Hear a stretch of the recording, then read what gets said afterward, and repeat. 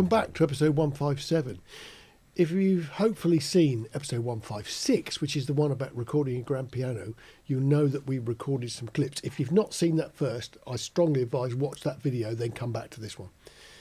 So we had the raw clips. I've bunged them into Cubase, and what I've done is I've added some EQ, I've added some reverbs that are in Cubase, and then to confuse the issue a little bit and stop you sort of focusing in too much on the solo piano, I've added a bass and some other stuff just to sort of fill it out. It's not a proper mix or anything like that, but it's more instruments playing at the same time.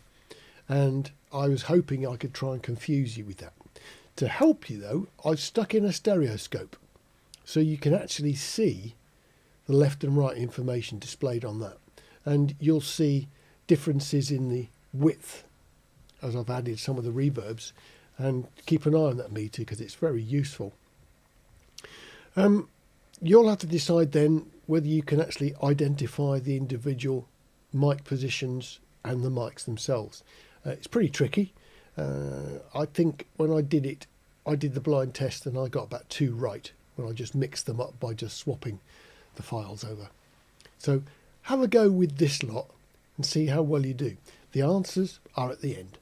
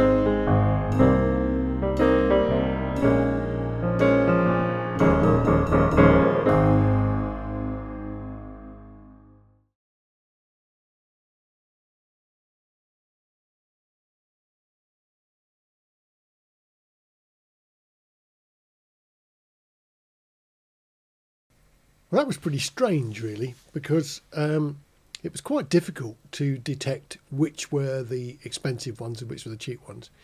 It was perhaps easier to sort of hear the perspective difference. So the distant mics were obviously more distant. But the interesting thing for me was watching that stereo meter. So the stereoscopic display with the thing that did. Most of the reverbs that I chose just broaden a vertical line into sort of a slightly fuzzy one. So the actual reverb left and right information is modest. One was really wild in terms of sort of indicating lots of sort of out of phase type of stuff going on. Yet oddly, I listened on speakers and on headphones, and that doesn't sound much different to the others. But visually, looking at that meter, it was wildly different. So all those different EQs, all the different reverbs in the different flavours alter quite subtly what's going on. So maybe you can sort of draw some conclusions from it. I'm not sure that it really proves anything other than no matter what microphones you've got, with EQ and reverb, you can actually make them sound very similar. Some I definitely didn't like, some I definitely did. And for my ears, that R77 is still doing well.